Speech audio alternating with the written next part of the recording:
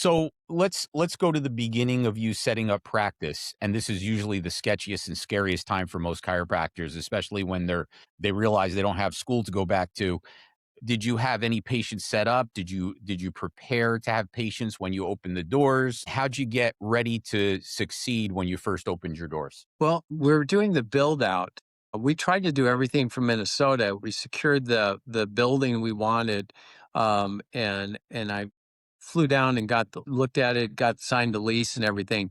But the build out, like always, took longer than expected. So I couldn't open. I think I had to wait another month and a half to open the practice. So I went out in the community every single day, going to every event that I could possibly find at the time in the newspaper, any local event. I went there, talked to people, just, got to know the community. One thing I learned that if you want to double your practice, double the amount of people who know you. So I went out and just Absolutely. tried to get to know people, and made a lot of friends. It was more casual than it was directive. I ended up having fun doing that. Some of the things were just for fun, and some of the things were, going to business things, like Chamber of Commerce or something, so I could promote my practice. Majority of it was just for fun and getting to know people. So you went to social events, you went to organized events, plus you just made yourself known around town. Right. And I ended up going to one that really made a big difference. I went to a groundbreaking. The city was building something, a new building, and I went to the groundbreaking, and hardly anybody was there. And I got to talk to the mayor, and she gave a speech, and so I got to talk to her and talk to a couple other city officials. And at the time, I was big into recycling, and they said, "Well, we have a clean city committee, but we're thinking about implementing recycling, get some of the recycling. And would you be interested in being on the committee?" And I said, "Sure, I'd be glad to." They asked me if I'd do that, so I just signed up for it and went to the staff, and they decided.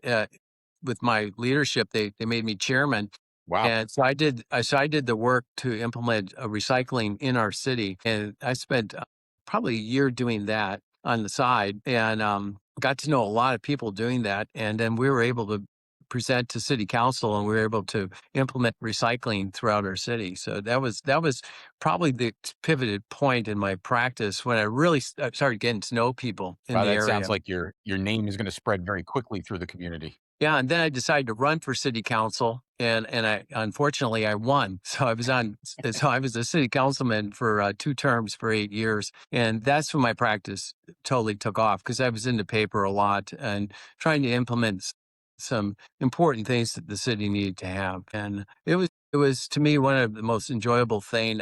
I would never do it again. Because having 2 jobs is extremely hard, I but was gonna I say, really where did you find the time for all that? yeah, it was difficult. We didn't have any children, so, it was easier then, but then we ended up having a daughter, so that's when I decided that 2 terms were enough. I'm not gonna do a 3rd, yeah. Yeah, losing sleep all night with a baby, that tends to redefine your goals. It Yeah, does, remember those days. Now, when you were going through that initial point, when did you find that you were making a profit where you were supporting yourself? I would have to say, a lot of people say it takes 2 years before you know you're not gonna go out of business, and then 5 years you feel established. That's what most people say. I would have to say at the 2-year point, I knew we were gonna make it. I mean, the first year was difficult. I think it is for everybody because it's word of mouth. It just Yeah. takes forever for that to develop. It's not a quick fix. I would have to say by year 5, we're very established. So that's probably what it took. Now, how'd you support yourself until you got to that point? Well, my first year was pretty lean. I didn't mention it. And so also I got involved with the local university and I talked with them. I just, I might see if, could do some talks or, I like going to some of the lectures they had. And I ran into a professor and I talked to him and he needed a biology professor to teach there at night. So I taught at night. That's how I put food on the table the first year, and then I ended up teaching anatomy and physiology for a year at the college at night. So that was basically how we ate. So we made payroll, but I wasn't making a big profit until about a year and a half. Yeah, I mean, sometimes you gotta double up on your skills a little bit. Yeah, it was fun though. I loved teaching. It was, to me, it was because it was only one class, so it wasn't like it's very demanding. So, and I could teach that, all chiropractors teach anatomy probably and physiology, with very little preparation.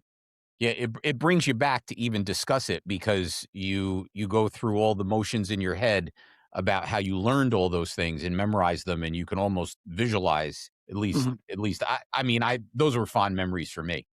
Yeah. And teaching undergrad isn't anywhere near compared to what we had in chiropractic college. So basically, if you're teaching undergrad anatomy, you kind of water it down. So it was enjoyable though, and it's fun to watch the light bulbs go off. And who knows? I was able to. I can tell you that at least 3 people became chiropractors. That's By my outstanding. connection. Yeah. That's great.